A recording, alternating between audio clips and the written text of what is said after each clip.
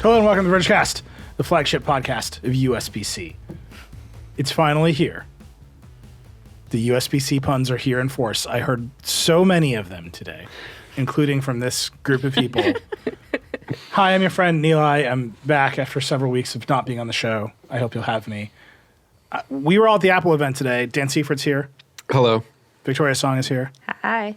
Allison Johnson's here. Hello. We did it. We went to an Apple event at the Steve Jobs Theater. We saw new iPhones and new Apple Watches and nothing else. Well, we did watch a video. Several. We did. We watched a video with Octavia Spencer. We'll get into it. Before we get into the Apple event, that's what we're going to talk about on the entire show today because we were all just there. We played with the new iPhones, new Apple Watches.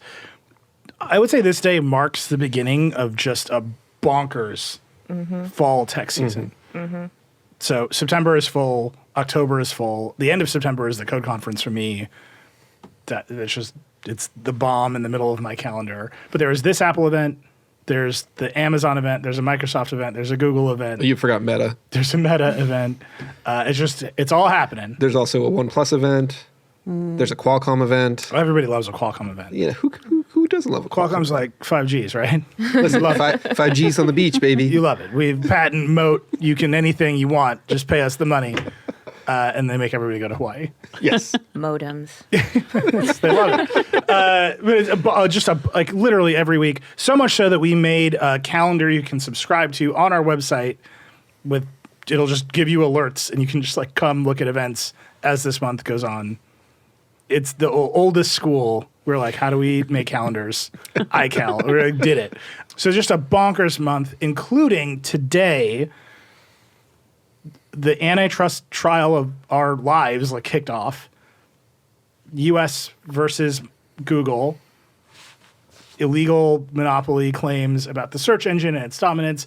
The parallel is to U.S. versus Microsoft, which was 25 years ago. Which, to be clear, I was alive for. I think we all were. I mean, I hope so. I just want to say, is this the trial of our lives? It could be. Or it was Microsoft. So the end of the Microsoft trial is what created Google. It created the opportunity for Google to exist. Whatever. That all happened. It's all in the past. Adi Robertson was in the courthouse today listening to opening arguments. It immediately got very technical. What is a search engine? A real question our government is currently grappling with. We will have Adi on the show on Friday. Obviously, I'm very interested in this. We're going to focus on Apple today. But just a bonkers month has kicked off with this Apple event and with this Google trial. Google trial, by the way, is for 10 weeks. So we will be talking about this for the next 2.5 months. But we're not going to talk about it today. Today we're going to talk about Apple. Agreed? Yes. Sure. Yeah. No one wants to define what a search engine is today? Not What in is the a catch? slightest. I have a lot to say about this, but we'll talk about it on Friday. Let's talk about this Apple event. We were all recently here for Apple Vision Pro. The vibes of that one were excited. Everyone was kind of on edge. They didn't know how it would go. There was a lot of expectations. They built a big structure in the middle of campus, and we had to go to it, and there was new age music playing, and then you ascended in a headset. Whatever. But it was that thing where it was everyone wanted to know how it would go. There was just a lot of curiosity in every direction. This event was not that. Nope. We kind of knew what was going to happen. We knew it was going to happen. It was an iPhone. We know how to cover new iPhones. Yeah, we've done a few. Right, there was just an element of this where it was comfy. Everyone was just back home, So the vibes, I think, were just different because of that. And even to me, Apple started off by saying this is our biggest event of the year, and I was really?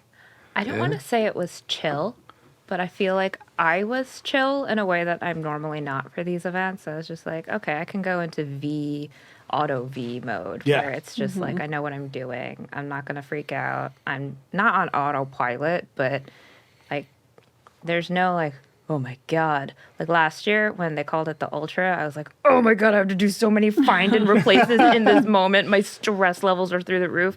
This was no, I'm chill. I'm cool. I know what's going on. And they had us in the Steve Jobs Theater, which is an easy place to kind of do this work. It's very comfortable. It's comfy. That's right. Nice the vibes of this event were comfy. They opened, it was a video event again, which kind of made me sad. I was hoping that they would come out on stage and actually do it. We all watched the video together. Again, the point of this is actually us holding the phones and devices at the end, not the presentation, but it's really weird to be just watching TV with like a bunch of other people, and Dan sitting next to me taking pictures of the TV. Yeah, it's a very odd experience to spend an hour and a half taking photos of a TV. It's a nice TV. It's a very nice TV. Yeah. So it opened with a video of people celebrating their birthday, and then it was revealed that all the people in the video had their lives saved by an Apple device. Fine, this is great. I'm happy all these people are alive. I'm dying to know if Apple staged all those birthday parties. It had to have been. The angles were too crisp. Yeah. Right? Like you watch The that lighting video was too good. and you're like, here, like at some point, the richest company on earth descended on this person. And I was like, Yeah. here's what we'd like to do. We'd like you to have a birthday party. I have 3 kids. We have a lot of birthday parties. I've taken photos and video at a lot of birthday parties, and they never go that smoothly. No. Yeah. As like, you know, they came out with the cakes with the candles. Everyone had remembered to turn off the lights and didn't turn them back on. I'll tell you. Also, they were with them when they were waking up in the morning. Yeah. Yeah. I mean, I'll tell you one little side weird story. I got a lot of dumb smart home stuff in my house, including like motion sensors.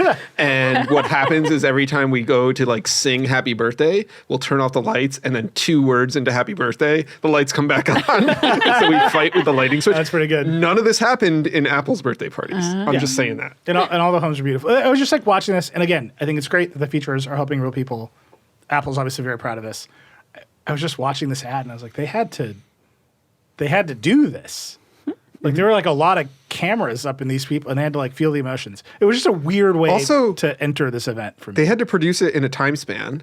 And I don't know if you all know this, but not everyone has the same birthday at the same time. So I'm guessing that a lot of these are just faked. I have the most questions about the birthday party video Yes. of almost any product here. Like we'll get to it. I have one big question about the iPhone 15 Pro. It's huge.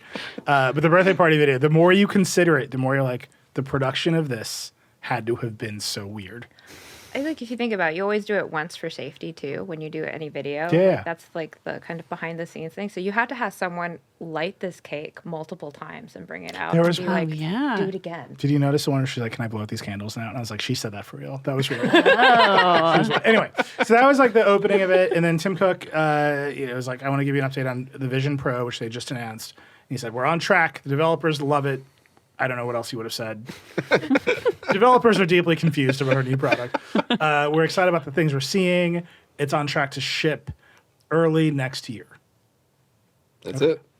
That's all we got from Vision Pro. There's some stuff with the iPhone where the pros can shoot spatial video for Vision Pro. Some stuff with AirPods, which we'll get to. That was all the updates on the Mac and the Vision Pro. The Mac update was like, they're great. People love the Mac. Yeah, like we continue to manufacture Macintoshes.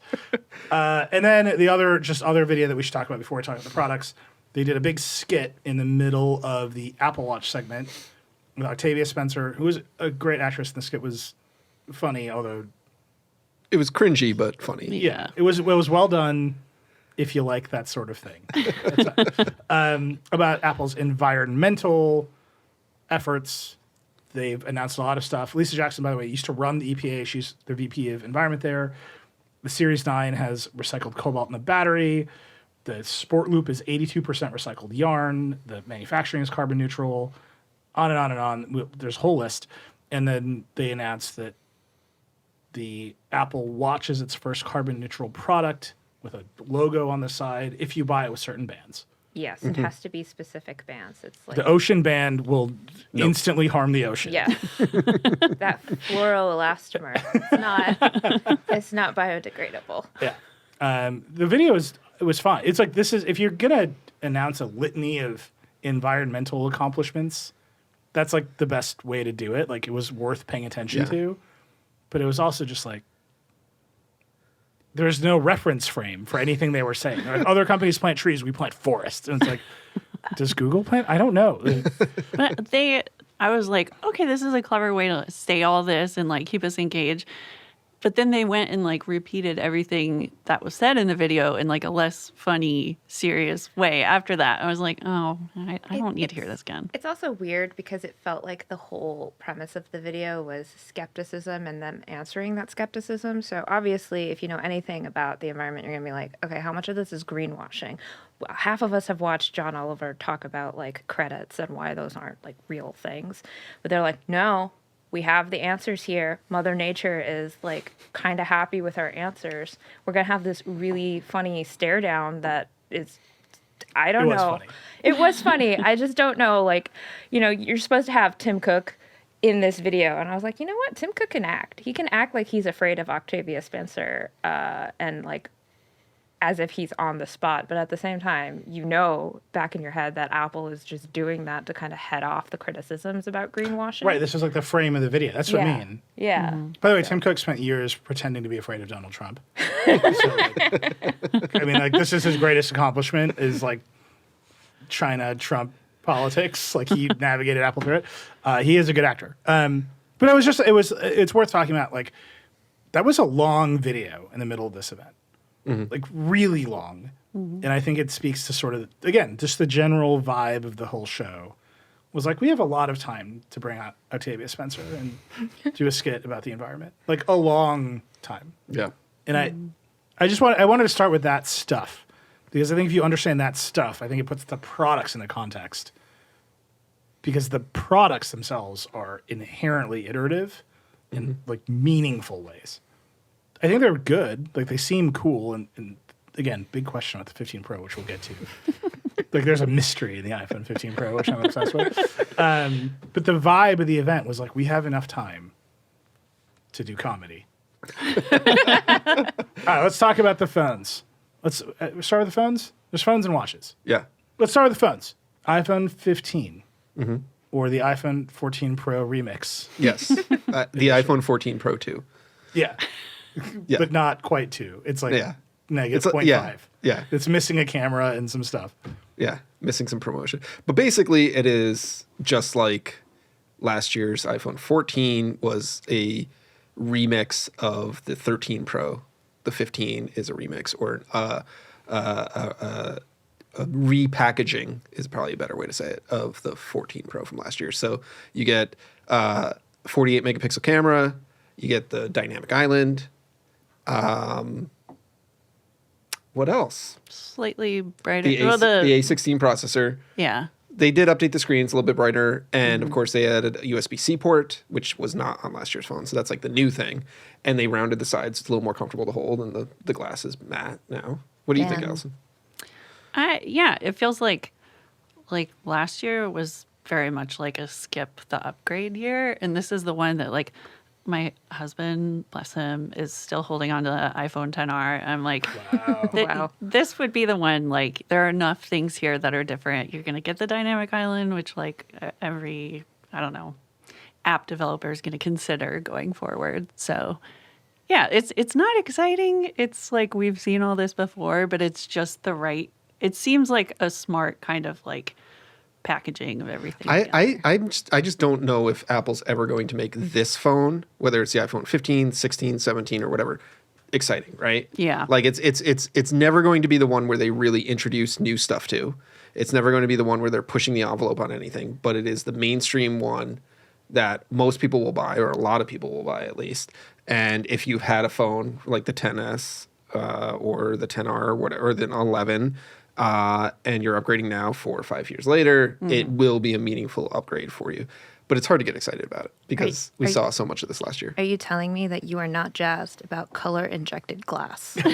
I will say The atomic level, Daniel. the glass felt nice. Like my main takeaway from touching these phones today is they felt nice. They did. They felt really nice. Like the even the Pro models and the regular models less so, but they for the past few years they've been so heavy and the edges are sharp and like the stainless steel is nice, but it's kind of sticky and shows your fingerprints and stuff. These you pick up and they just feel soft and they feel nice in your hand. We ran into people there who said that made them feel cheap, which is fascinating. Yes, they didn't have the perceived value because it wasn't as heavy, and I was like, I'll take the lighter phone.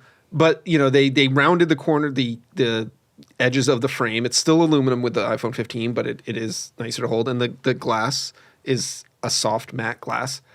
In my experience, that makes things slippery. So we'll see how that goes. I mean, if you use a case, Or, you're fine. most people will use a case. Boo. So Obviously, the big news here is it's the iPhone 14 Pro minus. That's how to think about this phone. So you're losing a camera. You're losing the zoom camera. Right there, the ultra the wide. telephoto. Yep. You get the main camera from the 14 Pro, which is a 48 megapixel. They're pixel binning it kind of an interesting way, right? They're doing 24 megapixels by default. You can switch it to 12 in the settings, which is interesting. Then you can crop it in different ways to get 2x. And then they've changed portrait mode, which seems like a big deal, but so much of the hands-on area is just panic, but like beautifully lit panic. And you're like, well, that looks fine. And you're like, like the light of heaven is upon me. Everything looks good in this. But they are capturing the depth map when you take a photo now, and you can go into portrait mode later, which is cool. Yeah. And you can change the focus point later, which is like, isn't that dream of like digital photography? Lytro, baby. Yeah, I know. Yeah, it's been 10 years since we've been covering this idea. If you don't know what Lytro is you can go look at it on the Verge from a million years ago. They shipped a whole camera with like 50 lenses on the front. Yeah. Oh, good God. Well, no. The Lytro that let you change the focus point was that weird rectangular thing with one lens, and it allowed you after the fact to choose different focus points, which is the iPhone's allowing you to do now. What you're thinking of is the light phone or the light camera that had the spider's eye array of lenses on it. And now Nilay is quickly checking this and checking it. But which also I believe tried to accomplish a similar thing. But Lytro was first. Yeah. The problem with the Lytro was A, it took terrible photos. B, it was expensive, and C, like you couldn't do anything with those photos. Yeah. It was a weird format, right? It was a weird format. The only thing, I mean, I think the whole reason it existed was to like try and get that technology into other things and sell it to bigger companies, but it kind of failed. So David Pierce wrote our Lytro review in 2012, and it is so broken now. It is not even working. Pull over, look it up. But yeah, 11 years ago, we recovered a camera that could refocus. The new portrait mode can just do it. I will say, Dan and I were playing with it at the event. It got a little confused sometimes. Yeah. But again, it's the event. There's like 900 faces in it. It's like it's not a fair test of it. I think the feature of the main thing that I think people will get from this is the ability to make a non-portrait photo portrait after the fact. And so like so many times, like, you know, I think of my wife taking photos of our kids. She uses the normal camera mode, and I always like switch it to portrait or whatever. But she never does that switch over. But now, if she doesn't do the switch over, it doesn't matter. It captured the data, and I can like turn on the portrait mode after the fact. Yes, it is unclear whether you get live photos at the same time as the portrait capture. Yeah, we'll have to follow up with that. Yeah. So there again, lots of questions there, but basically you've got what should be the 14 Pro camera. I'd be shocked if it was meaningfully different. I don't know that it's the exact same camera sensor. It's the same resolution. That we know. Yeah. And you get the 2 times lossless crop. Right, because it can go into the center of the sensor. And then the binning, as you were saying earlier, is kind of doing a unique thing where it's going to 24 megapixels as opposed to normally, and what the iPhone has done in the past with the Pro Max or the 14 Pro, is it just takes 4 of the 48 megapixels and turns them into 1, which produces a 12 megapixel image. Yeah. So this 24 is kind of a strange way to do it. Like, I'm not sure how they're calculating the data there, but it does give you a meaningfully more resolution without like blowing up your storage as much. Does anyone need 24 megapixels like on the regular? Like people zoom and crop all the time, I think. So, yeah, I think so. Yeah. 12 is a good This amount. is why my opinion on phone cameras is that telephoto is always more useful than ultra wide, because I watch people go like this with their phones and then pinch zoom to death, and they take 4 pixels and snap that photo. Painful. Obviously, you're Yeah. not Like I see them do that all the time, and then the ultra wide is like, oh, cool, we got this really cool architectural shot. It's like, I mean, it's good for like getting a group of people. Oh man, I love the ultra wide. I don't know what you're talking about. You are not watching the It's so moody. How are you going to take a band photo? Where you flip the TikTok photographers are always like flip your camera upside down, get really down, and then put it into ultra wide, and then you have like this, I don't know, this insane. Basically, band what you're shot. saying is no matter what, people will find a way to make a great camera look like shit. Yes. No matter what. Interestingly, there's some modes in this camera that are new. So you can shoot 48 megapixel Pro RAW. You can shoot 24. You can shoot 12. And then you can shoot 48 megapixel compressed. in Apple's format, which they revealed that as a company, they pronounced Heath. Heath. So Heif, which I get why you would head towards Heath. But they said it on stage, and then they were all saying it. It's been like the iPhones have shot in HEI for a long time. Yeah. This is the first time I've heard anybody call it Heath. It was deeply confusing. And they're like, this is what we've been calling it. I think we need to have Vergecast listeners call in or hit up Nilay online and say, how do you pronounce Heath? And do you say Heath? No one says Heath. People say I'm pushing the button that says maximize compatibility and shooting in JPEG. That's what everybody says. They say, "What is this? And why doesn't it work?" Why doesn't this work anywhere? Yeah. But it's. I think it's fascinating that they're letting consumers on the iPhone 15 shoot 48 megapixel compressed photos, which I have no idea how these are going to look. Yeah. Just none at all. Again, in the demo area with beautiful light, like some of the most beautiful light I've ever seen in any room is in that demo area. Looked great. Very curious how it will look anywhere else. And then it's also fascinating they're letting consumers shoot 48 megapixel ProRAW, which they shouldn't do. From everything I know, Too much. very few people should do this. Is Allison, anything else catch your eye about this camera? I don't think. Are we still talking about the 15? Like Yeah. regular 15? Yeah, I don't know. I think the 2 times crop zoom makes a lot of sense here because you don't have the telephoto and you're kind of like getting something for like 2 lenses for the price of 1. And then when on a phone where you already have a 3 times lens, it's sort of like, well, what was the point of this? So yeah, having the big one move up to 5 times, makes sense. And then having this 2 times option is nice. It's nice for portraits. I like it in portrait mode. So that's what I'm jazzed about. And then there's the thing. They switched the port to USB-C.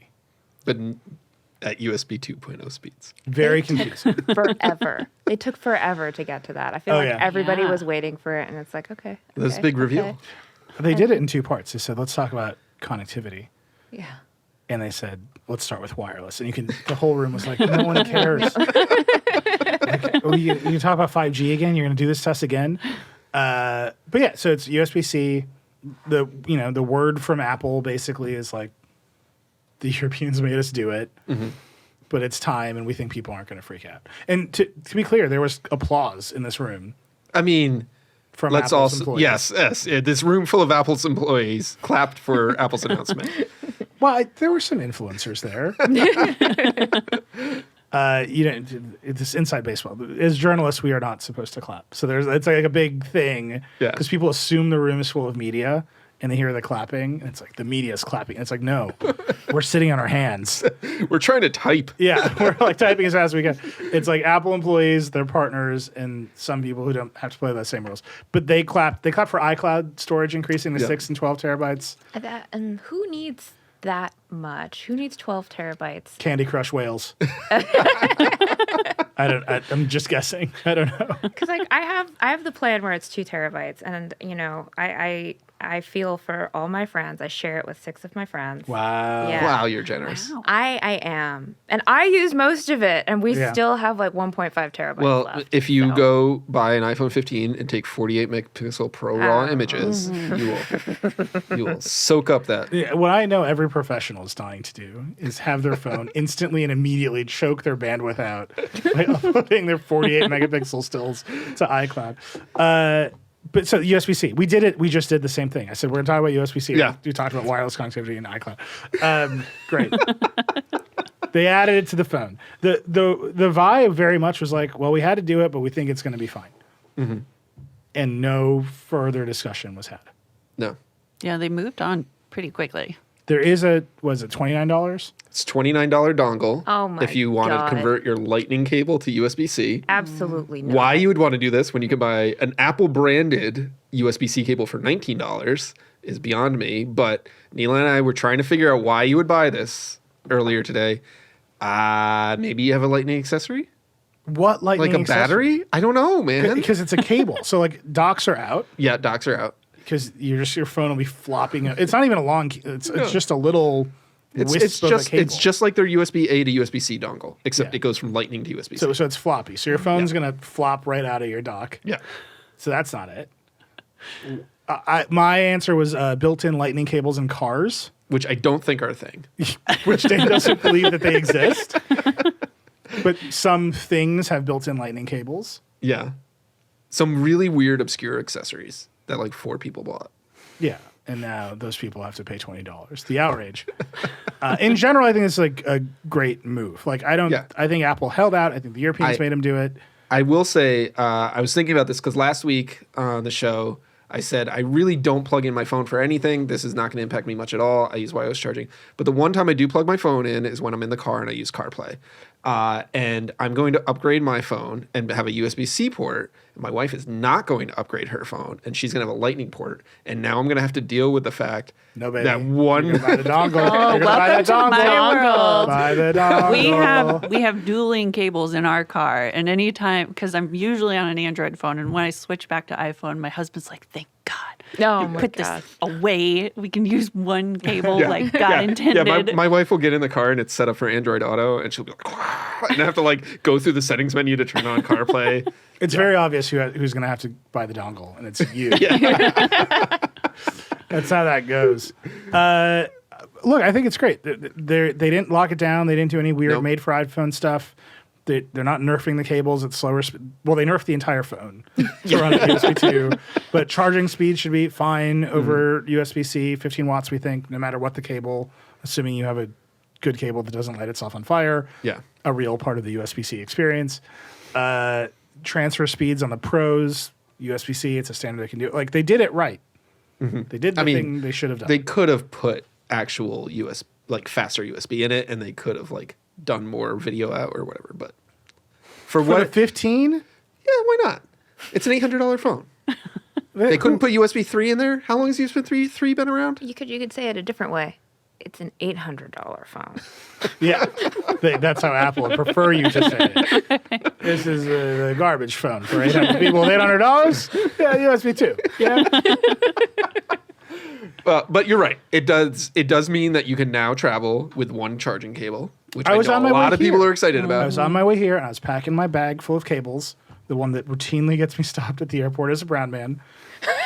You ever fly on September 11th as a brown man? The bag full of wires and batteries. It was great. I loved every minute of it. But I was packing my wires, USB-C for everything, and then my one sad little lightning cable. And I was like, oh, buddy. Which now you'll just need for your AirPods Max. I was like, this is your last trip, little guy.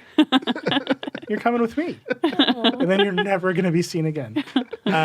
It's interesting they didn't upgrade the AirPods Max. They did not. They don't even talk about those things anymore. No, the rumors were, as of last week, according to Mark Gurman, that we will see upgrades for them next year with the USB-C port on it. But yeah, no word of the USB, the AirPods Max. There's like the other, we talked about this last week as well, but like the other Lightning products in Apple's lineup will remain. Though today they did quietly take off their store the MagSafe Duo charger, which had a Lightning port on it, and the MagSafe battery, which also had a Lightning port, which were taken off the store, not to be spoken of. They did not talk about upgrading those to USB-C or anything. Because they suck. But you can still buy AirPods Max for $549. You can still buy a 9th gen iPad for $329. Yeah, which is the iPad most people should buy.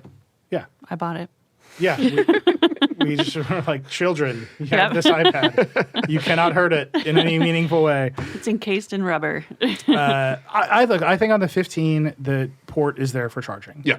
No one who buys an iPhone 15 is worried about their data transfer speeds. Yeah. No. It just doesn't seem like a thing Oh, they that's did. happening. Oh, they also came out with USB-C earpods. Wired wired earpods. Yeah, which I think people would more likely use on a 15 than a 15 Pro. Here's a question. Are they going to work on your Mac? Because that would be great. I mean, your Mac has a headphone jack, but sure. If you want to use crappy earpods on your Mac. That's true. Well, I just like a lot of people carry them around for their phones. Yeah. It would be nice. It's unclear if that would happen. I bet it doesn't. And if it does work, like next year's Macs don't have headphone jacks anymore. Oh, like man. It's just coming. So that's the 15. Great, a solid upgrade. Nothing spectacular. Comes in 5 colors. They all have normal names. There's no dumb marketing names on them. It's just pink, yellow, green, blue, and black. I love it. What, you didn't want it to be like Barbie, lemon, grass, sky, You do. You can go black. Black. Yeah. I don't know. You got it. Obsidian. It's not space black. no. It's not obsidian. It's black. Before we break, we should talk about the prices real quick. Yeah.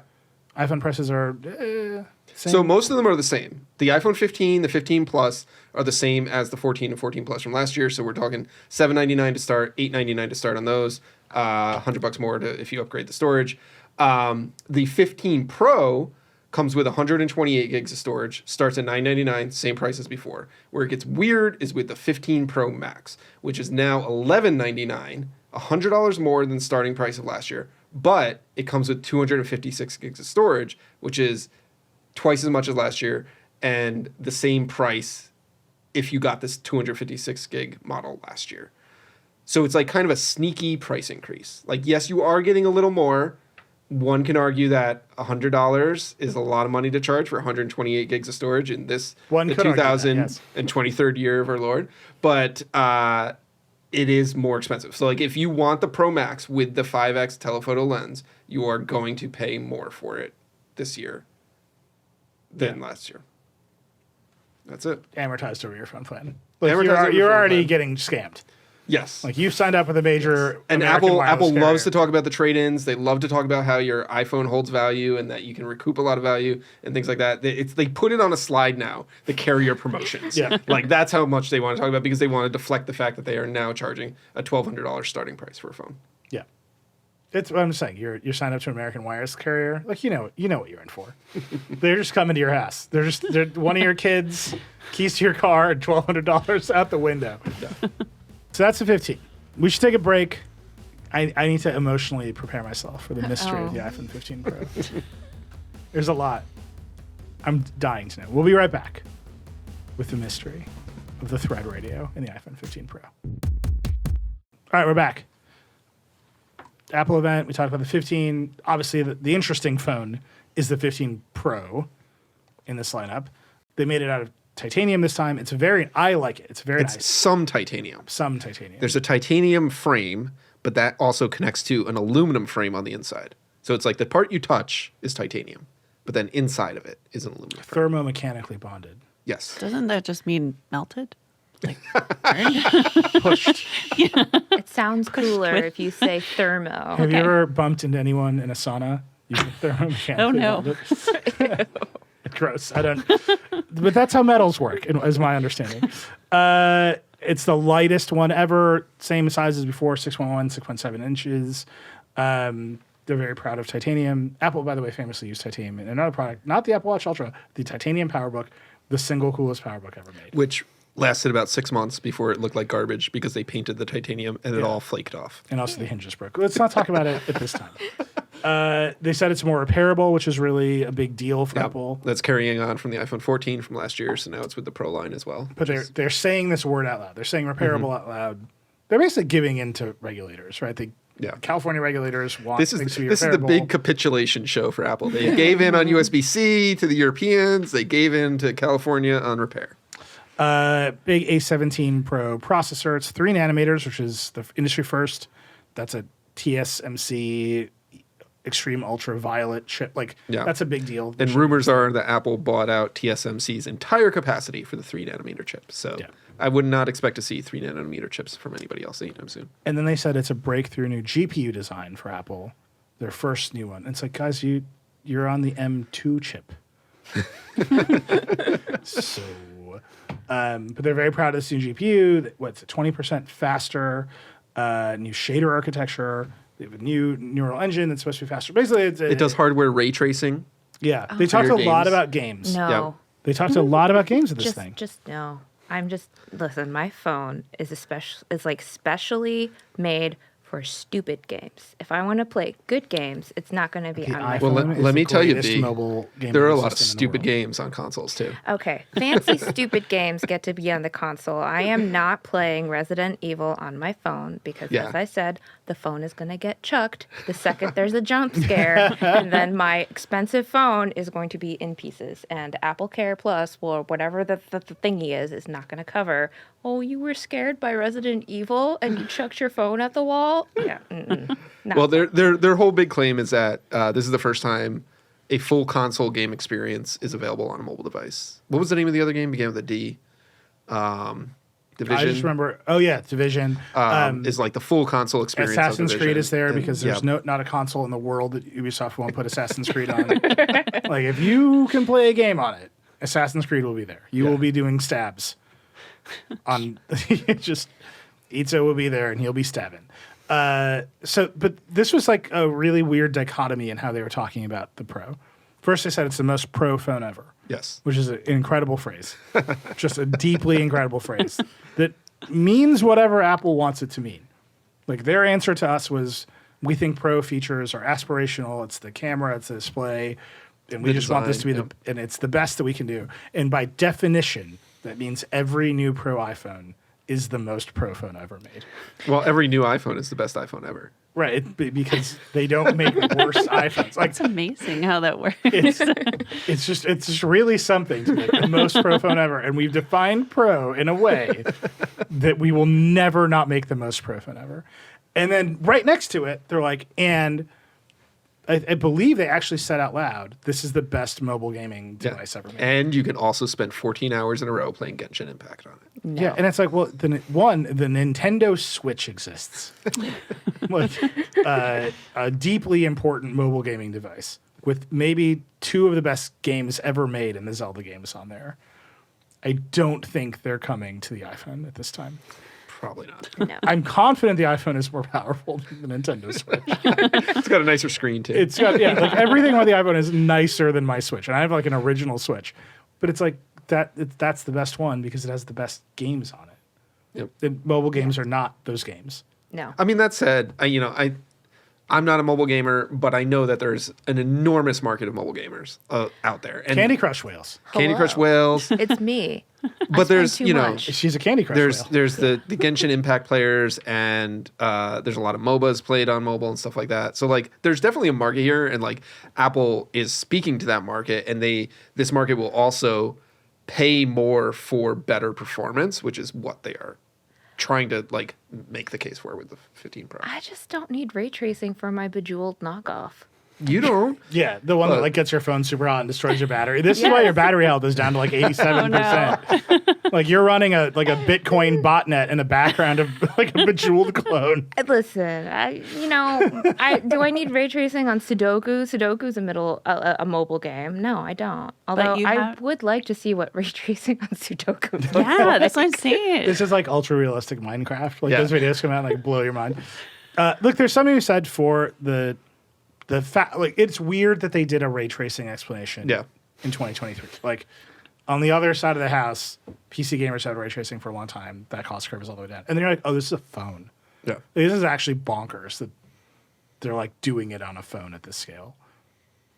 But I have asked people who use Android gaming phones to email us on the show for years. Well, I mean, we have never gotten one email. Because we've gotten emails from people who think they might know someone who plays games on an Android phone and needs a gaming Android phone. because they're all playing them on iPhones. So I mean, that's it. I say to you, audience, I look at you directly and say, if you are a hardcore iPhone gamer who's going to buy a pro iPhone to play games, because this is how you want to play Assassin's Creed, just let me know. I'm just dying to hear from you. I just want to know what it's like in your life, in your brain. You're like, you know what? Genshin Impact. That's a popular game. That's $1,500 for me. It's a popular game. I don't know what to say, man. I know it's a popular game, but it's just like, and it's Steam clear, Deck exists. Like Genshin Impact is one of those things where it's like very clear that their gaming audience is on the iPhone because it runs so much better on iOS devices than on Android, and they put so much more development work into Android. Yeah.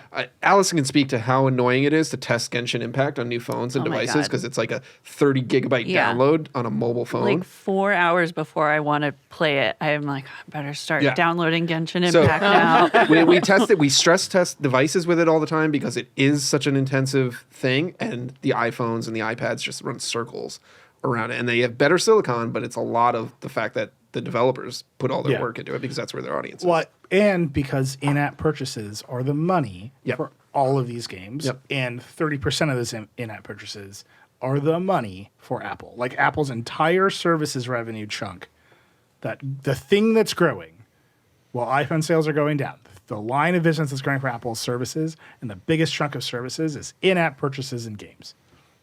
Of course, they want the iPhone to be an incredible gaming device, because if they can sell you more Genshin Impact stuff. Yeah, I mean, there's that side of it, but I think that like part of the reason that they spent so much time explaining ray tracing and showing off all these capabilities and stuff is like this is where you can see the most impact of a 3-nanometer cutting edge processor. It's not like, you know, if they didn't talk about that, they would be like, what, your email opens faster, or like the browser, you can switch between the browser. Like we've hit the point where like I can use a phone from 5 years ago and be just fine for my daily day-to-day work because I'm doing those kinds of tasks. Whereas gaming is one area where they can push the envelope, they can continue to show development, and like we've made this huge investment on this 3-nanometer A17 Pro processor. I think they dropped Bionic. Bionic's gone. Am I right? Yeah, it's A17 Pro. But you know, and like they talked about its ability to shoot ProRes video and decode AV1 video and all this kind of stuff, but really, it's the games that's where you're going to see the notice the difference. People can buy an iPhone 15 that has the A16 from last year and not skip a beat because it's just fine. But if you want the best gaming things, which, as we know, PC gamers will literally spend thousands and thousands of dollars to get the best ultimate maximum performance for their games. If you are a mobile gamer, best maximum performance, I guess, is going to be spending big on the iPhone. Yeah, I'm just saying, Candy Crush whales. Candy Crush whales. Like they are, I understand what you mean. The demos are good, and they do have a giant new spatial computing platform coming out. Mm-hmm. There's a lot of which graphic has stuff. an M1 chip in it? Very confusing all the way around. We skipped the most important part of the new iPhone Pros, thinnest borders ever. That's true. They're a little bit thinner. It makes the screen look a little bit bigger. Yes. It looks a little like I put it next to my 13 Pro and like I don't think it's any smaller, but it looks smaller. It looks a little smaller.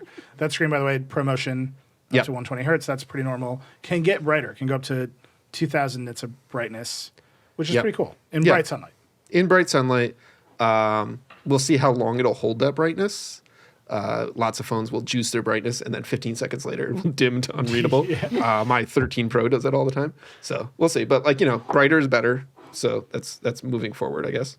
And then obviously USB-C 3 with camera tether mode, USB 3 speeds up to 10 gigabits. Yeah, which is They're actually very proud of this thing. They talked a lot about the things you can do with that, which we saw some very comical studio setups of people using iPhones to tether to much more powerful computers. But the rumor mill was expecting Thunderbolt here, which is 4 times the bandwidth of what it actually gets. So it's USB 3 at 10 gigabits. If you know your USB, there's also USB 3 at 20 gigabits, which this is not. And then there's USB 4, which does 20 or 40 gigabits. And then also today, Intel announced Thunderbolt 5, which does 120 gigabits. So this is USB-C, but it's like, or USB 3, but it's like one of the slowest tiers of USB 3, where they could have, or there's potential for much faster ones. I don't know if they're just setting themselves up to upgrade it later in the future, or if this is a limitation of the chip. It's kind of weird that, you know, we have titanium on Thunderbolt on the iPads and all the Macs and things like that, but it's not on the iPhone for whatever reason. I think they're just managing battery life and heat, right? It's it could much be smaller chassis. All that stuff requires power, generates heat. And they don't know if anyone's going to actually use this shit. Well, they aren't going to use it out of the box because it doesn't come with a USB 3 cable in the box. But a USB 3 USB-C cable is like relatively inexpensive. They're relatively inexpensive, but this is the problem with USB-C is that you do not know looking at a cable unless it specifically says on there or you've tested it yourself what its capabilities are. Thunderbolt is Thunderbolt is annoying in a lot of ways, mostly because it's expensive. The cables are thicker, they have larger ends and stuff. But if it has the Thunderbolt logo on there, you know what that cable is capable of. I have a bag full of USB-C cables right now that I do not know if it charges at 60 watts, 100 watts, 240 watts. I don't know. I don't know if the data supported is 480 megabits per second, which is USB 2, Or is it 40 gigabits a second, Here's what which you is do. Thunderbolt? You take them all back to Apple so they can recycle them into watches or whatever they're going to do, and then you just buy good cables. Yeah, I mean, you could do that, but you will inevitably end up with cables that you do not like. So many things come with a charging cable, you don't know what it's capable of. Yeah, and you just drive those directly to the Apple Store. You increase your carbon emissions, and then you offset them by recycling the garbage cable. That's how you do it. Look, I think it's weird that when you plug a cable into an iPhone, it doesn't tell you anything about the cable. Yep. Like, with a Mac, you can like go in a system profile and like at least Because it's a computer. suss out what's going on. This is like you're gonna plug a cable in an iPhone, it's gonna tell you nothing. Just like stuff is gonna start happening, and it's Or like, not happening. the dynamic island should just be like garbage cable. Like, get out of here. It would be really useful. Like they can do it. They have that layer of information on the screen. I think Apple is just waiting to see what people do with these USB-C ports. But with Capture One, you can shoot 48 megapixel raw photos in Tether immediately, which is cool. You can shoot video directly to external storage, which is cool. Those are their big ideas. Basically, camera stuff. Yeah, because I mean, what else are you gonna do with it?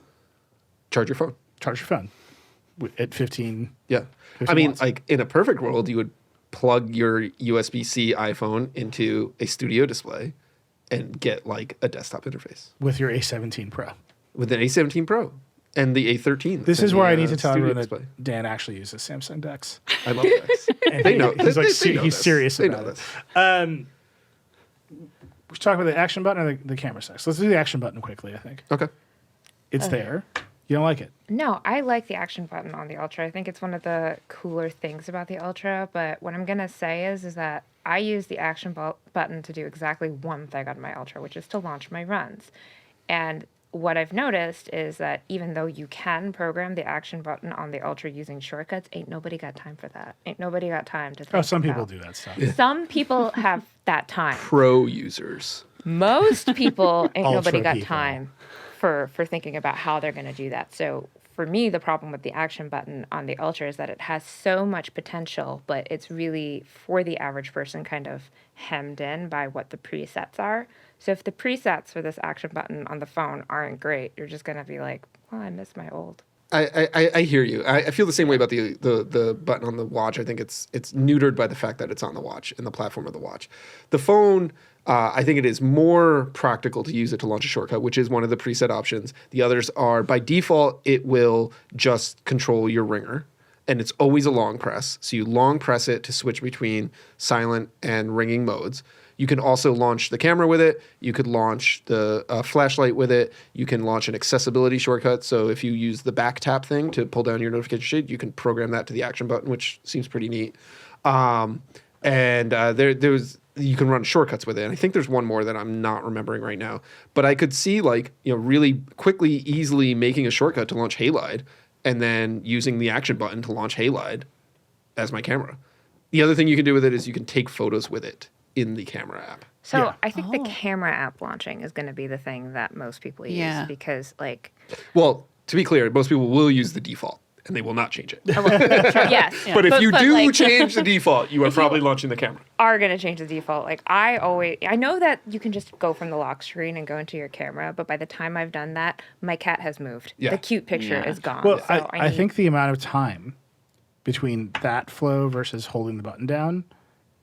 No, I think feel it's negligible. smoother to use the button. Like Allison knows this with Android phones. For years, you double press the power button to launch the camera, and you're in it. And you don't it's one motion. You pull your phone up, you're double clicking, and you can do that same thing with the action button. With the current system of you have to wake the screen up, you have to put your finger on the screen, which is almost always your other hand, and you have to hold it there for a few seconds a second or whatever as it launches. That's kind of cumbersome and clumsy. I think the action button would be I much have so easier. much trouble with it. I don't know what is wrong with me, but swiping that camera icon is I'll miss it or Yeah. I don't know. I'm jazzed about that. I action always button. open the camera when I'm trying to swipe a notification away. I just always end up opening the camera and drives that's me nice kind of too. bonkers. Yeah. And the action button, the camera, the shortcut, you can customize it to go into a certain mode. So if you want to get in a portrait mode really quickly or a video, I think that's nice. Yeah, I think it just has more potential on the phone. And than the watch. UI for customizing this button is the funnest It's UI wild. that Apple has shipped in a They went million years. ham. You go into the settings app like just any other like thing you might change on your iPhone, and then you're taken into this like There's a 3D completely render of the different side of the phone. UI that we've It never like seen turns before. and you Yeah. see a different side of the phone. Yeah. It's wild. I'm kind of mad as a watch user. This We're having more fun Ooh. over here. Yeah. boo. Yeah. Big ass screens, huge battery, Genshin Impact, action button that's good. Okay, the day What are they you bring doing? ray tracing again. You got an iPhone 10 strapped to your wrist. Why? I mean, I have the exact same watch. But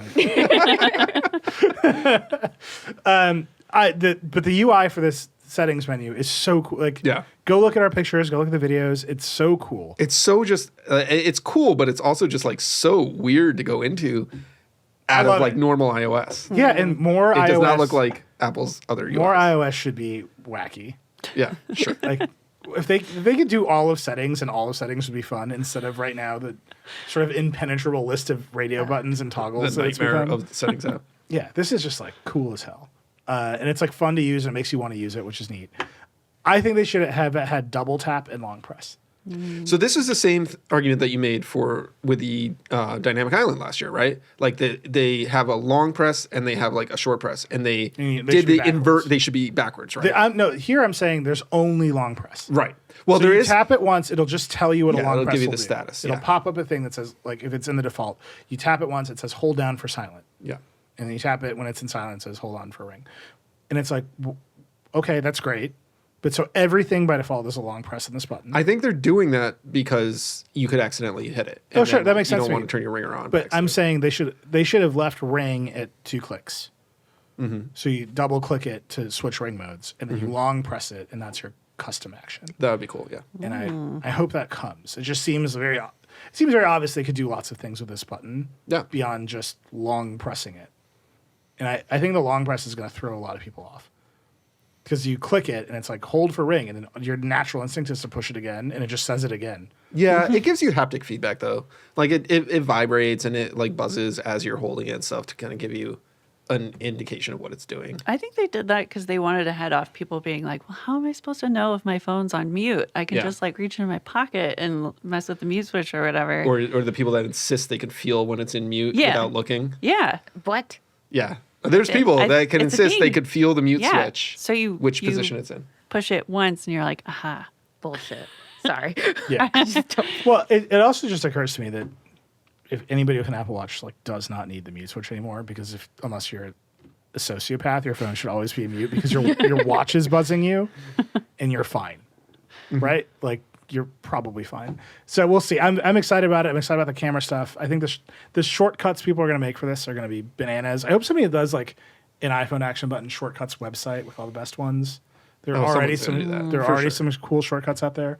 But yeah, it's a good change. Along with USB-C, I think the action button's a good change to the phone.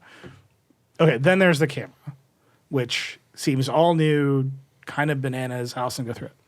Yeah, so they're saying that the main camera is 48 megapixels again, but they're saying it's a bigger sensor. And then you have the ultra wide, which had some like new coatings or something. But the big story is the 5 times telephoto lens, which they did not say periscope. They have a word for tetraprism. I don't know. There's some mirrors and things happening inside there, but you don't get the 3 times, you get the 5 times instead.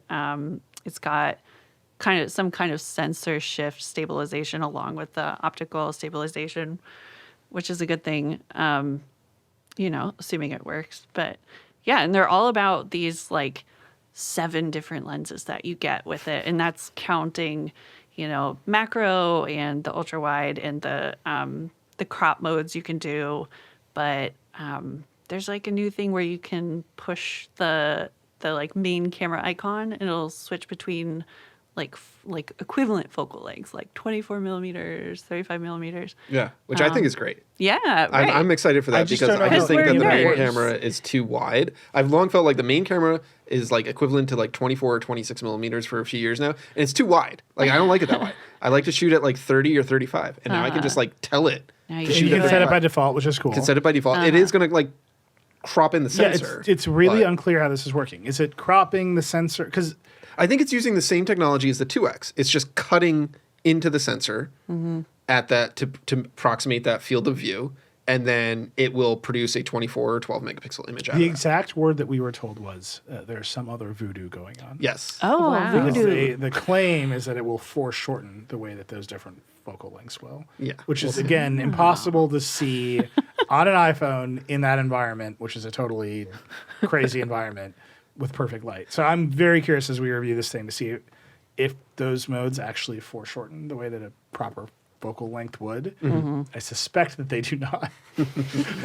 But you should be able to tell the difference between a 24 and a 35. Yes, it's very obvious. As you go down the numbers of equivalent focal lengths, the smaller they are, the more you notice each millimeter's difference. So when you are going from 24 to 28, it's actually a visible, noticeable difference. If you're going from 100 to 104, you don't notice that difference. It's too minute. But when you can see it punching in 24, 28, 35.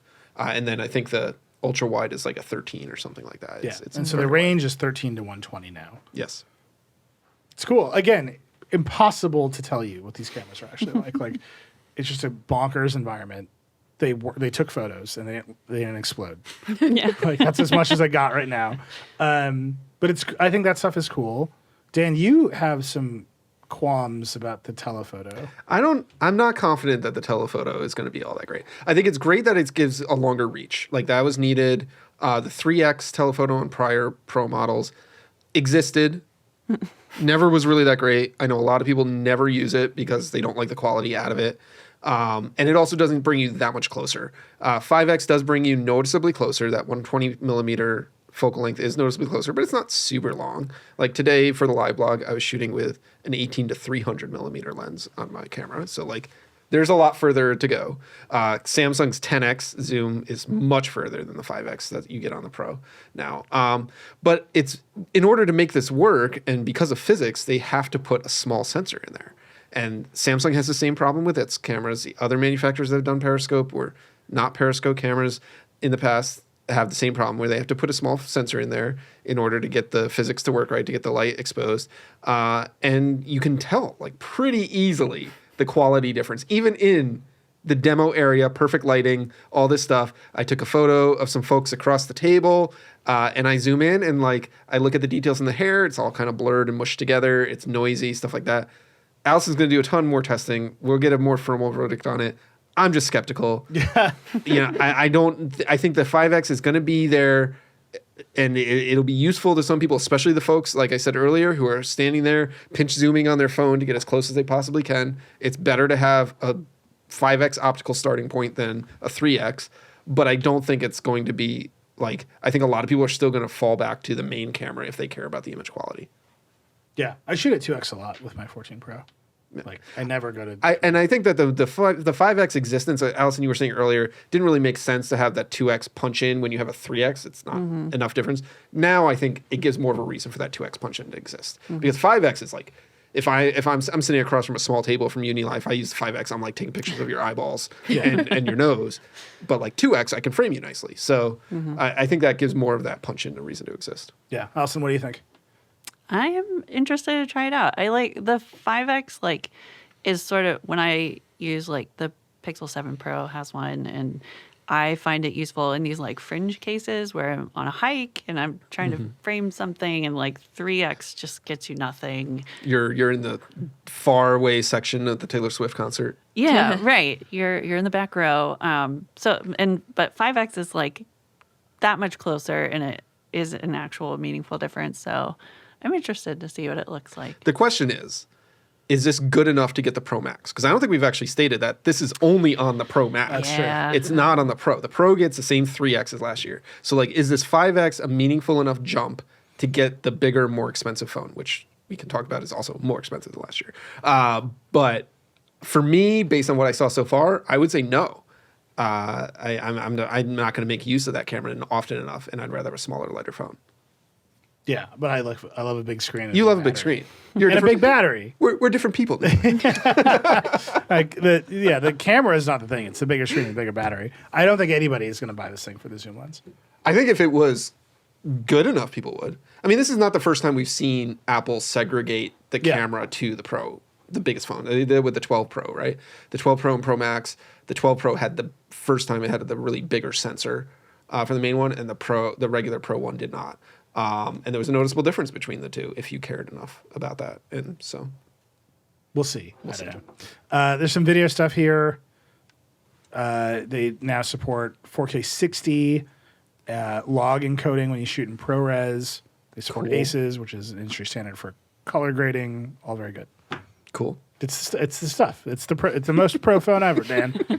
And then this is, I think, fascinating. They support spatial video capture. If you turn the phone sideways and you use the main and the ultra wide, it'll do spatial. Great. It's for the Vision Pro.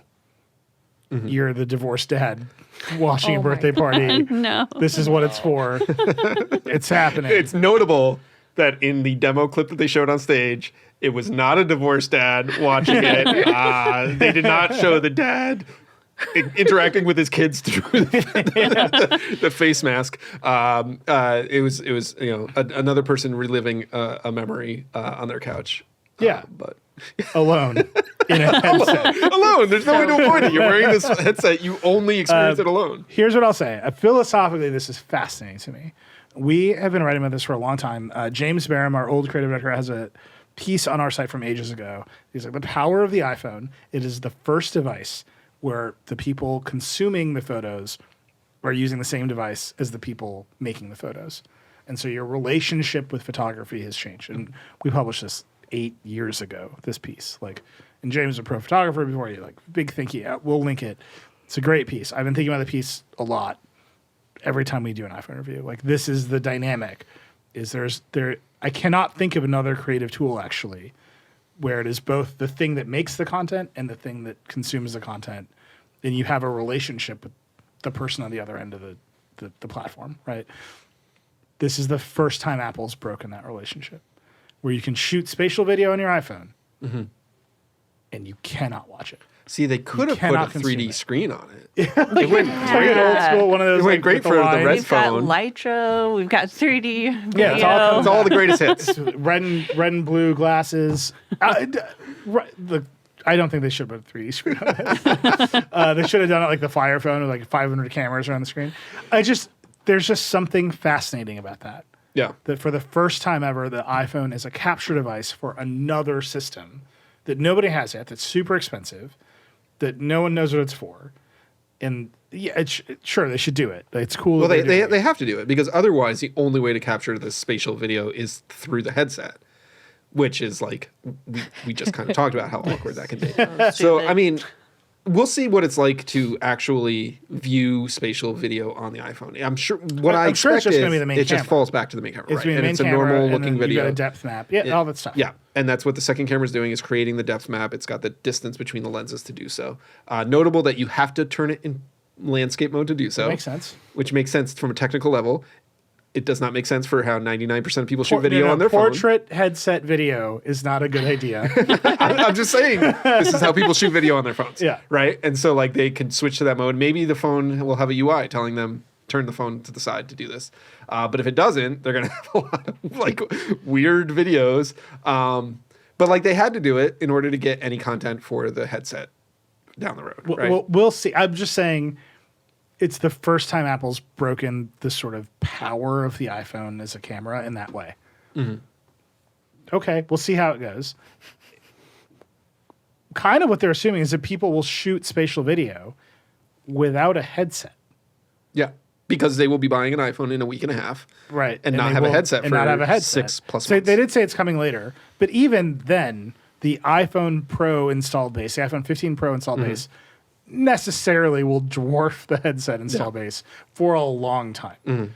So I'm just wondering, there's just something in there. There's something important about this camera and what it represents to people that is broken by the ability to shoot spatial video. And it's not a technical thing. It's not a quality thing.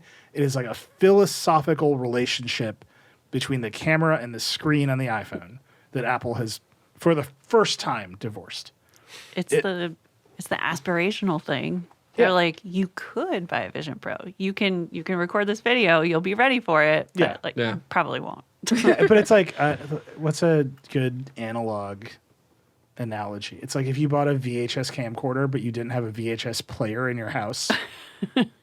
Right? It's just like a totally weird thing. I think it's fascinating. Like, I just like thinking about it, like what that represents for this device. Because I think it's the thing about the TikToks, how to take better videos and camp photos on your iPhone. Like, everybody has an idea about it. And there's a cottage industry of content creators who are like, here's what you do. You turn your phone upside down, you count to 20, you throw it in the ocean, and it's like, whatever. Right? And it's because they're like, you look at this photo, I will teach you how to make it using the tool that you're holding in your hand. And this, I'm just telling you, this breaks it in a way that I think is utterly fascinating. And I'm just like waiting for the day when someone realizes they've shot like oceans of spatial video, and they're like, "What is this for?" You know? I mean, I think the people that will use it and know what it is are the people that are going to be the first ones to buy a Vision Pro when it comes out. Yeah, like most people were not going to touch it. They're not going to go into the mode. They're not going to enable it. Just walk through that. You're like walking down the street, beautiful San Francisco, like taking a photo of the bay, the bridge, the whole thing, and like, I can't wait to go put on my headset and like relive. It's like there's just something. I promise you, there's something weird. Divorce dads are gonna love it. Oh God. Yeah, we'll link that piece by James. I was thinking about it during this entire demo of just how important it is that a lot of times when you look at a photo on your iPhone, you're holding the same thing that someone was holding to take that photo, and there's just something very important about that. And it's all the spatial computing tangent that Apple's going down is about to make all that way weirder. Yeah. All right. I think that's enough for the mystery. The whole reason, the whole thing. The only thing I want to talk about. Okay, the iPhone has Wi-Fi 6E, which is cool. Sure. Because I just bought the wrong Eros, but now they're the right Eros. I should have bought the Pro 6s. Should you have? Yeah, because they have the... That's a whole nother podcast. Whatever. But I accidentally bought the 6Es. Yeah. Which have the 6E radios in them, but I have no 6E devices. Because they use the 6E radio to talk to each other. Yeah, but 6 gigahertz sucks for that. So whatever, it doesn't matter. Now I'm going to get an iPhone with 6E. And we get the full gigabit. You will never know when it's on 6E because it's not going to tell you, and it's impossible to force it. I'm gonna be downloading movies so fast the phone explodes. This is gonna be great. But then they also tucked into this press release, tucked into the feature bento box, says plus Thread. It's a Thread radio. Now, if you have been following Gen 2E at The Verge, you know that Thread is an important part of the future of the smart home, which Jen has a British accent and she always goes to the smart home, which is great. Thread and Matter coexist. Yeah, well, so Thread is one of the technologies that Matter runs on. Is right, but Matter can run anything. But the idea is that you will have this secondary wireless network in your smart home that is Thread. Yep. And it's a mesh network between all your devices. You have a border router that connects into the Wi-Fi and the internet, whatever. Why is there a Thread radio in the iPhone? By the way, none of that works yet. It is just a mess, just a disaster mess. None of it quite works. None of it quite interoperates. If you buy like one nanoleaf light bulb and connect it to a HomePod Mini with a series of incantations and like crystals, it's a little bit faster than doing it over Wi-Fi, and that's about as good as it gets. But the iPhone 15 Pro has a Thread radio in it. Yeah. And the press release is like, it's there for future ideas in the Home app. And you're like, what are those ideas? And everyone's like, we don't know yet. And that's the whole answer. Yeah. They're like, yeah, some stuff is going to happen with Matter. And it's like, what stuff? Like, who knows? Yeah. I've been trying to think about like what you would do with a Thread radio on a phone that I can't do with a Wi-Fi or Bluetooth radio. You're gonna light up that nanoleaf light bulb so fast. You're gonna think it. It's gonna light up. So let's think this through. You have Thread radio on your iPhone, and step one: the Connectivity Standards Alliance finishes the Matter specification. Matter accepted. You have Thread on your iPhone, and you have a Thread device, and it uses Thread to talk to that device to communicate to it. Yeah. What happens when you leave your house and someone else wants to control that device? Do they need Thread on their... No, because you'll have some border router in your house. So why do I need Thread on my phone? This is why I started That's what I'm saying. With the Connectivity Standards Alliance finishes the Matter specification, which includes Thread radio interoperability. Yeah. technically thread network interoperability. Yeah. It gets so much wonkier. Right. So right now, my new Eros have thread radios in them. Yeah. But and they should make a mesh network with your like, HomePods. but they do not. They do not. They do not talk. So now I have 2 thread networks in my house. Yes. And if you introduce a Google Hub Max, which I think 3. you have. Yeah. No, I don't. We have the baby ones. Okay. So those. I don't think they do. No, but a Hub Max would introduce yet another thread network in your house. And all of those are supposed to make one giant happy thread mesh network. And then you bring the iPhone into it, and it sees that happy thread mesh network, and it can connect directly to devices on it. This is the dream. I just Now, don't what know is why it needs really thread going to for that. happen is that HomeKit is also insanity, and something on your HomeKit thread network will break, and the solution to fixing it will be restarting your iPhone, which is often a solution. Which is, yeah, I mean, that is the default HomeKit fix because HomeKit does not tell you what breaks or how it broke or why. The answer is reboot your iPhone and it weirdly fixes. I've run a thread network in my home for a couple of years now. And frequently, if like say I move a HomePod to a different room or I decide we don't need to use it anymore, devices screwing with his family will just stop working. Yeah. And so like light bulbs will just no longer connect.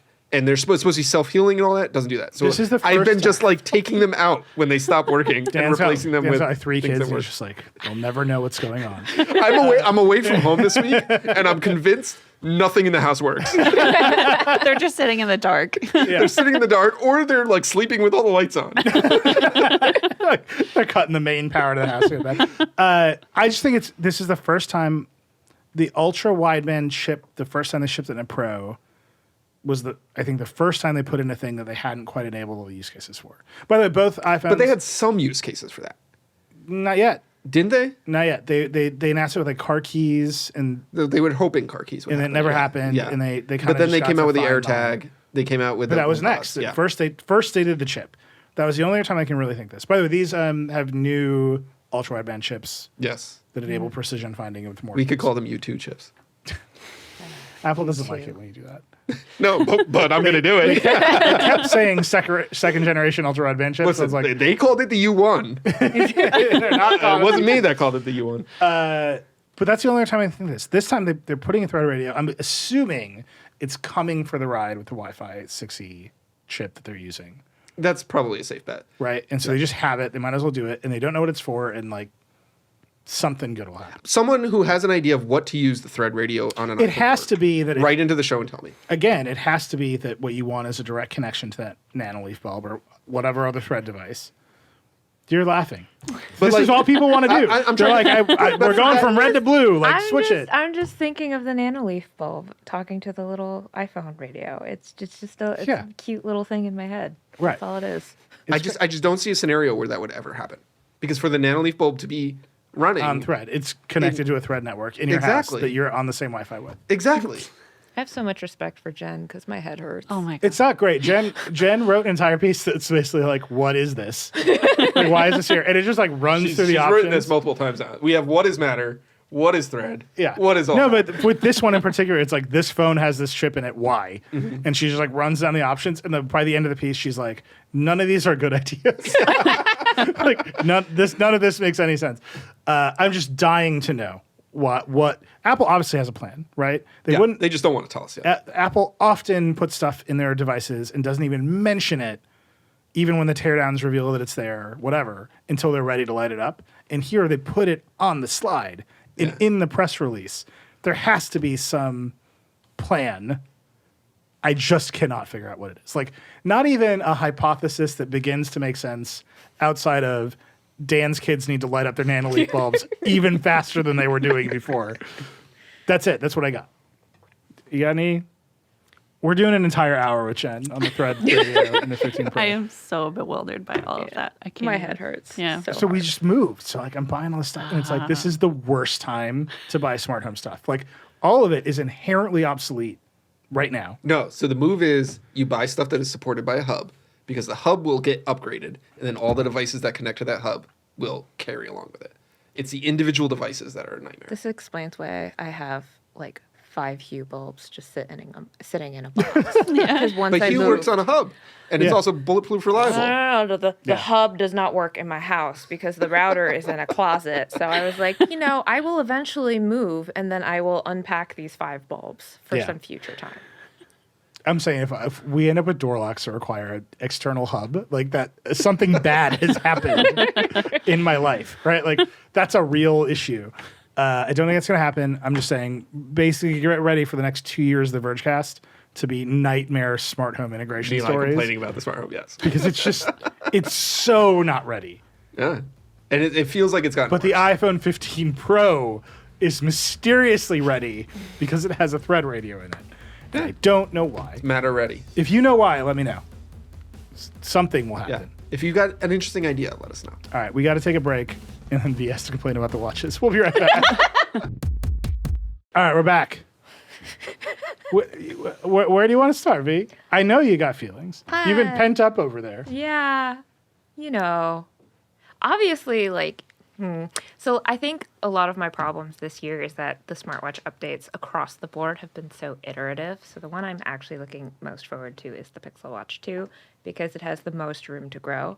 But everything else is I think I wrote a blog and it was buckle up, buckos. We're going to have some iterative smartwatch updates. And this is the definition of iterative. By the way, our internal analytics suggest that if you put buckle up in a headline, it bonkers overperforms. I've heard Andy Hawkins say the phrase, people love buckling up before. Well, that explains it because that blog did do well. So, yeah. I was there and people were like, what's new about this watch? And it's like, well, not much. On the surface, at least, on the inside, after kind of checking it out and thinking about what the new features are there, it feels like there is stuff happening, but none of it is apparent on the surface level. So if you look at the Apple Watch Series 9, the most I can say is that it now comes in Barbie pink, which I love, but looking at it, it looks like the Series 8. Which looked like the Series 7. Which looked like the Series 7. 6. No. That there's a slightly thinner bezel. Hey. Yes. Ignoring thinner bezels, looked like the Series 6, which Yes. looked like the Series 5, which Yeah. looked like the Series 4. It hasn't really changed in terms of looks. It gets incrementally larger when they're like, screens, let's make them slightly larger. And then, the Ultra 2, I actually got told to put my original Ultra away because they were afraid I was going to lose it. That's how similar it looks like to the Ultra 2. Wow. So they were like, we just want to make sure you don't lose your watch. And it was like, well, I have this Nomad glow-in-the-dark band on, so there's no way I'm losing this. And they're like, man, there's watch. pickpockets here. Yeah. On the demo floor. I get where they were coming from, though, because I was holding the Ultra in my hand, and I was like, I think this Ultra is lighter. The Ultra 2 is lighter. And this woman's looking at me, and she's like, I think it's your strap. Wow. Which is their way of telling me that it's not. It's the same. Yeah. It's basically the same body. So I was like, okay, cool. And with the Ultra 2, there was at least the rumor that it was going to come in a darker color. That's not the case. It is the same titanium color because titanium is hard to make different colors. So I just don't think they were really going to do that with this one. But it basically comes down to there's a new chip. There's a new chip, and it's been a while since there was a new chip, and the new chip will enable more things. What more things? Well, it's all going to be in the background, so you probably won't notice how much more convenient everything is going to be for you. But it will be. It's like Siri will understand you more, and it'll do everything. Lies. They were like, Nothing that can Siri make is Siri now understand them. using an on-device transformer model, which is as close as they got to saying AI. They said machine learning a lot, but no AI, except for one mention of transformer model in the Siri section.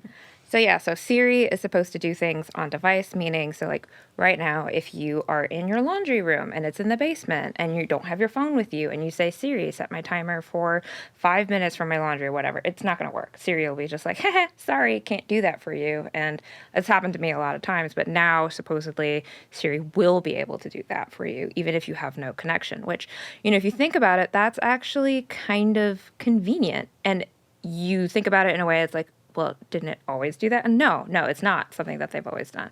But then at the same time, you're like, okay, well, they're saying Siri will have 25% better diction.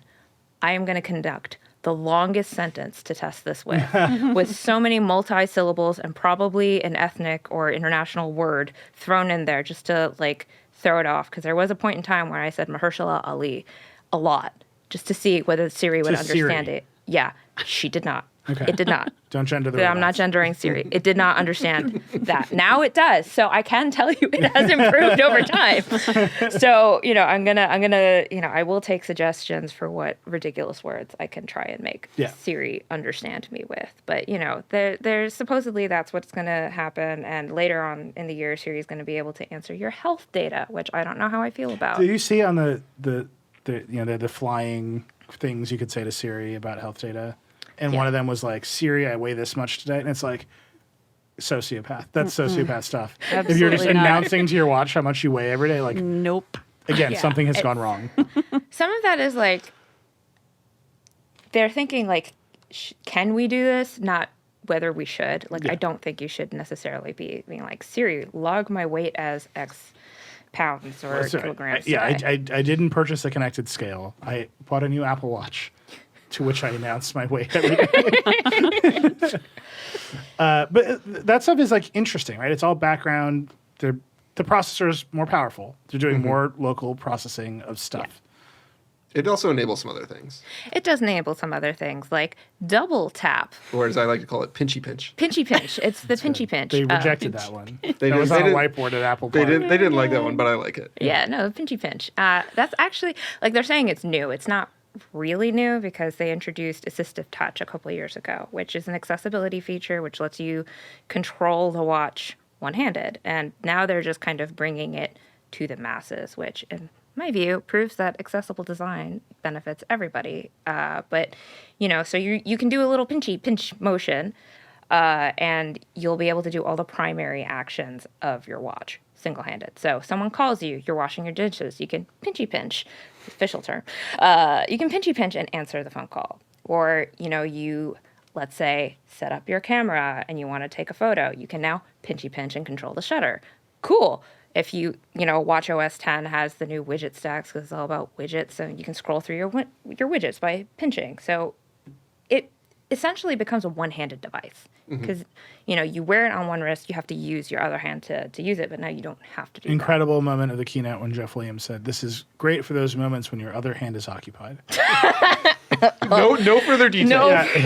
No examples You of just what it said can be it out occupied loud. with, but And it's like, well, you're just waving your watch hand around and this hand's busy. And I was like, okay, incredible thing to say out loud. You're the COO of the richest company in the world. And you're like, what problem I have a lot? One hand's busy. It's like weird. It's weird. It's weird all the way around. And I was like, you know what? Like, that's better than using my nose, which is what I have been doing this whole time. It is better than that because like we have all gone like, oh crap, someone's calling me. Like, Yep. stick your nose into the watch. So it is better. I do have some questions about how intuitive it'll be for everyone because with assistive touch, you're basically being very specific about what these actions are doing. This is meant to be more contextual. So they're kind of making assumptions as to what you are going to think when it comes time to pinchy pinch. And I don't know that everyone has the same thoughts.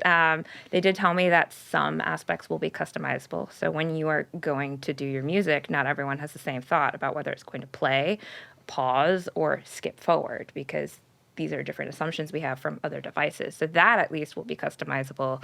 There's another one that I forget what will be customizable, but so that's cool. On a very nerd level, I find it cool that it does not have to be your index finger. You can use your middle finger or your ring that's finger. important. Yeah. It's very important because I was like, what if you don't have an index finger? Which is, some people don't have index fingers. So that at least is neat. And I think it will be kind of cool once you get used to using it, but you do have to get used to using it. I did the demo like 6 different times on the demo floor. And for the first few times, I was just aggressively pinching. the thing that makes it hard, like initially, Yeah. is the watch has to be awake. So you have to do the gesture to wake it up, then you pinchy pinch, and then it works more reliably. But if the watch isn't awake, you'll just be pinching. Yeah, and, that was me. I was just pinching, and I was like, why isn't it working? Yeah. And they're Oh, like, I you can't have to wait. do the gesture to wake it up, and then you can pinch. Yeah. But then I was only pinching once and not double pinching. So it has to be a double It's not a pinch; it's a pinchy pinch. It's a my pinchy God. pinch. Are they going to add like a You're just like double brute pinch? forcing this into reality. making it happen. Yes. I don't want you to. I mean, I'm just thinking of myself. Eventually, I will be double wristing because I'm always double wristing, except for right now. But and then I'm just gonna be sitting here just Oh my gosh. I can't wait. So this is not, their whole thing is this is because of the S9 chip. We're doing sensor fusion. We're measuring your blood flow. I don't know about that. Well, so I mean that is how it's working. It's Yeah. it's monitoring the muscles in your forearm that react when you do these gestures with your fingers. So that is why it works with your other fingers. And like they said, you could do it with the pinky, but depending on certain people, the way their arms are, it may not work as reliably, and that most people it works reliably with the index finger or the middle finger. But that's what it's monitoring. It's monitoring the blood flow through your wrist in your forearm. So is the heart rate sensor Yes. on all the time? Yes. Yes. Well, when it's awake, They light and up the heart there's rate sensor. Yeah. it lights up the heart rate sensor, and then it's ready to. I think this is probably why it doesn't work when it's not awake. One, probably to stop false triggers, but Yeah. also it does have to light up a bunch of sensors in order to Right. detect. And so this was the argument of the S9, right? We need the gyroscope, we need the heart rate sensor, which they hadn't mentioned specifically. That's really cool to know. And then we're doing sensor fusion and machine learning, Yeah. and we're detecting a pinch. Yeah. That's what the S9 enables, and that's what all the extra cores. It's got a 4-core neural coprocessor, or whatever they call it, a SIP, as opposed to, instead of an SoC that we're used to hearing from other devices. SoC is everything is on the same chip die. The SIP is a package. So you have System multiple chips integrated package. stacked and assembled into a package. Yeah. So they keep referring to the S9 as a SIP. Yes. But it's got all those, and like this is why you would have a neural processor on your wrist to figure out these kinds of features. Also, more power efficient. But, Apple has this tendency of like, with power efficiency to be like, and so we will do more things with the power efficiency that we have instead of giving what some people want, which is longer battery life. So, The screen gets brighter. The screen is The brighter. screen goes up to 2,000 nits on the S9 now. on the Series 9. And We saw a demo compared to the S8, and it was it's noticeable. noticeably different it's noticeable. when it's at peak prices. So like the original Ultra goes up to 2,000 nits. Yeah. And when you're outside, that's quite bright. And now the Ultra 2 goes up to 3,000. So Yeah. I'm just like, wow. Well, Yeah. could you see that?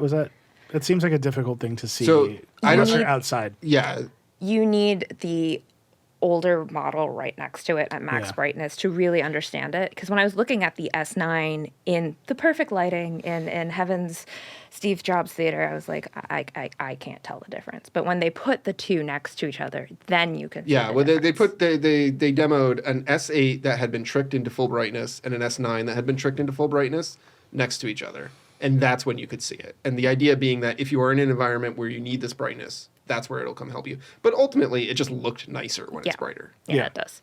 Yeah, but that's brighter screens. And, they always say the same battery life. It's never the same.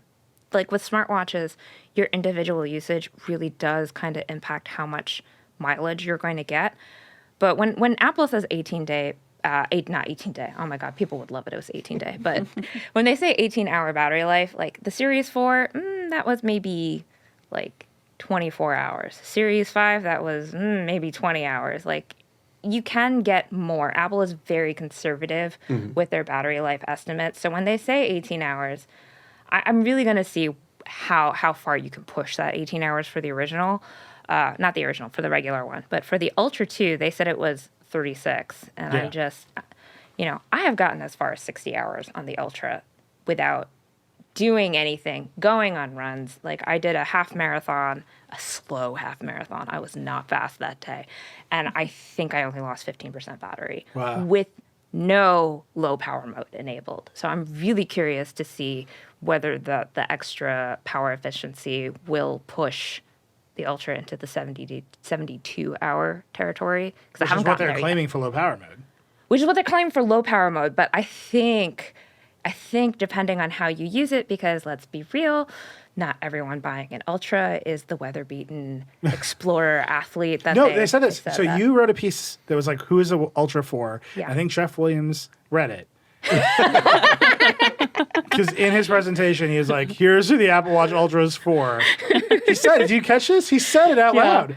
And his answer was, it's for people who want a big display and the best battery life. And he was not like, and Ocean Explorers. Like it was like the biggest display and the best battery life. Because I'm going to be real. Like I am not the most athletic person on the planet. I would consider myself a weekend warrior, a reformed couch potato. Like I do a lot of exercise. I exercise probably like 6 out of 7 days of the week. But I'm not athletically gifted, and I never will be. But I do go to like run groups. I have friends who are athletically gifted, and absolutely none of them are interested in the Ultra. They're just not. There's like, I grab my Garmin, and my Garmin has 40,000 metrics that the Apple Watch will never have. And they're very like happy with that, or a regular Apple Watch. So thinking about that, I was just like, I don't think that the Ultra is really for those extreme athletes until you can be like, oh yeah, the ultra marathoner, you can run 60 hours. I don't know why you would want to, but I know these people do. Run 60 hours and you won't need to carry your charger on you. Until it can legitimately do that, I don't think that the Ultra is really for that extreme explorer. So that was a question I did have, like, who is this watch for? And the facetious answer that I get is for people who want to flex. Yeah. It's for people who have $800. And yes and no. Right, because and on the iPhone side, if you have $800, you're just like you get last year's garbage. So here's some shit we had in the parts bin. Yeah. USB 2. Yeah, exactly. This is an '80s Pontiac made of leftover Cadillac parts. Like that's what we're doing here. Yeah. Oh, the other thing that the Ultra that they did demo for us on the Ultra 2 was this automatic night mode, and I was like, "Woo!" This was like a parlor trick that I should not have been as excited to see as I was. But if you turn off the light, it'll automatically switch into that mode. But this is because the changes with watchOS 10. So yes. You used to, on watchOS 9 with the first Ultra, you used the digital crown to switch between the special watch face, between its night mode, reds, which you can't do on that watch face, Nilay. You need to use a special watch face. Oh. Yeah. But with watchOS 10... Digital crown, you say. So it doesn't do anything. Siri's going nuts on my wrist. With watchOS 10, if you spin the crown, you go into the widgets. So you couldn't do that anymore. So basically, they are using the light sensor to know when the lights are out and switch into the dark mode. But that actually is something that I'm like, there we go. And to be clear, this is coming to the first Ultra as well. Yes, with it watchOS is. 10, It is. So it's not exclusive. I'm just going to complain about smartwatches for a hot second. Remembering what comes on watchOS 10 to which watches and which is exclusive to what on what SKUs is just like I need a whole other coprocessor brain to remember that. You need a sip. I need a sip. I need a sip to memorize all that sip stuff. of something. But there's a new watch face. Speaking of watch faces, Yep. modular Ultra. Is that coming to this Ultra? Yes, it is coming to then I'm good. original. watchOS 10. Yep. And- There's no real reason for anyone to upgrade from the first Ultra Well, to it's the the second. Flex, Dan. I mean, other than the Flex, you get the pinchy pinch and you get the 3,000 nits, and that's really it. And the new U2 chip And the U2 for precision finding, Yeah. which my fellow ADHD can't remember where you put anything. Hell yes, but you have to get an iPhone 15 for that to actually work. Yeah. But, they showed it to us. And it's like, it'll tell you exactly which direction to go, how far to go to find your phone, which I'm super excited about because I have lost my phone in a fridge before. It's basically the same experience you get tracking an AirTag with an iPhone, Yes. except you're tracking an iPhone with your Apple Watch. It's a little slower. I did notice that because when you do it with the AirTag, it's like pretty quick. This you can only track your iPhone 15. You can't track like an AirTag that's going to be there. So it does need to have that. But I was like, yes, for me specifically, I use the Find My Phone function at least 20 to 30 times a day. So yeah. That's it with the watch. They upgraded a chip. They made things a little bit upgraded chip. brighter. They did not They make added the double a tap. titanium Series 9, which They did not make a makes titanium me very Series sad. 9. It's Really? interesting that the double I like tap the is hardware titanium. locked I to don't these like the new Ultra. ones. Do we think that the old watches can't do them? That is their line, right? Yeah. Their line is that the S9 enables this feature because of its neural engine and because it's able to take all of that data from the sensors and spit out something smart. And yet, if you turn on assistive touch, it like So I think the part of that is the contextualizing of it, so that it's built into the system, whereas assistive touch is something that you have to go in and enable, and there is kind of a learning curve with assistive touch. So there's that. There's also more customizability with assistive touch, so Yeah. I don't know, but Yeah, like I could see an argument for that just because your wrist is a very noisy place in terms of sensors. It's actually not great for heart rate accuracy. I think the most accurate place is the underside of your finger or your ear. So on that front, if you want it to be accurate, if you want it to be something that a lot of people can use reliably with multiple fingers, I could see an argument for needing a more powerful sip for that. But yeah. That's what I'm gonna say. That's good. No, it's well remembered. I think that's watch. We didn't say the prices. The Apple Watch Series 9, $399. The Ultra, $799. Yep. You know, if you want to flex. Yeah. If you They wanna did not flex. drop the price of the SE. Some folks were hypothesizing that they might drop the SE They price. That dropped didn't it happen. last year. It went from But you know, I 280 think there's an to argument 249. that there's room to drop it now that the Series 3 is dead and gone. Yeah. There's nothing at that $199 price point. All this stuff hits September 22nd. Yep. All of it is pre-orders on Friday. Yeah. iOS 17 comes out September 18th. macOS Sonoma is September 26th. And then also on the 22nd are the USB-C AirPods Pro, which have another mystery. They have a new mysterious lossless audio feature that For the only Vision works Pro. with the Vision Pro. Yes. And Apple is like, it is a, quote, groundbreaking new wireless audio protocol and, quote, revolutionary new format that allows 20-bit 48 kilohertz audio transmission from the Vision Pro to the AirPods Pro. So goodbye, Bluetooth. Get out of here, you old pirate. I wonder if it is a modification or a form of Bluetooth. I think if I had to like hypothesize as to like why it's only on the Vision Pro, I wonder if it's a distance thing. If you're wearing the AirPods and the Vision Pro in your head, there's a maximum of 6 inches of distance between the devices. Whereas if it's on your phone and the AirPods, you've got a few feet between them, and it can't maintain that fidelity. Who knows, man? Who knows? The phone's got a thread radio, man. It's like there's just a lot of mysteries that Apple did not address today.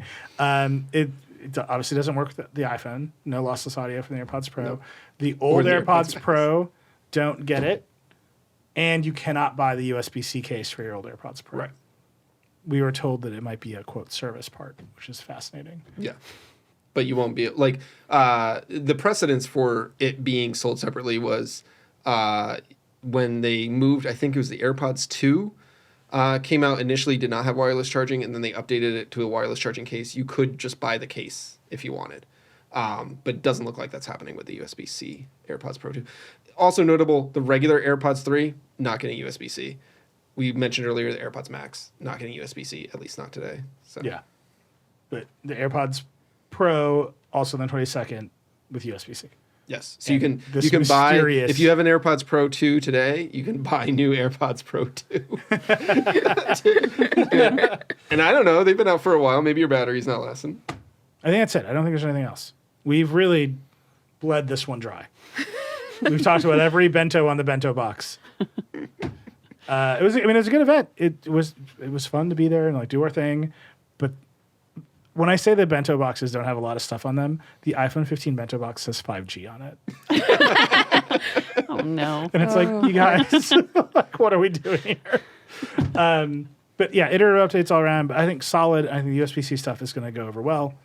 That's it. This is the beginning of just a bonkers 2 months in tech, basically. September, October are going to be nuts. We'll be back on Friday to talk about the Google antitrust case and everything else that's happening. And then it is just a sprint to the finish line of fall from here on out. We're going to be so dead at the end of this. It's going to be good, though. This is what we're here for. This is what you signed up for. It is true. It's why I feel it's why we wake up particularly every busy morning. this year, though. It's nuts. It's like Yes, crunch it's this a year. very busy. I feel like there was at least like a day you could breathe No. in September. Amazon last Devices year. and Services event. Yeah. Let's do it. Get in there. Microsoft Service Event. Yeah. Meta Connect. Pixel Watch 2. Let's not forget Pixel about Watch code. too. I'm excited for that. Thread radios everywhere for no apparent reason. All right, that's it. That's our Vergecast. Rock and roll.